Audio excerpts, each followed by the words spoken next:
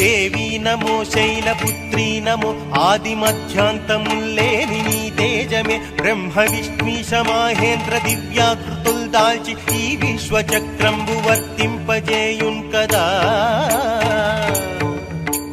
దుర్గవై లక్ష్మివై వాణివై గాయత్రివై శ్రీరాధవై సంఖ్యకుంద్రాని రూపాలతో నిండి ధ్యానించు భక్తాళి హృత్కంజ పీఠముపై నుండి వాత్సల్య దృష్టిం కటాక్షించి రక్షించు చైతన్యమూర్తి సుధాదీప్తి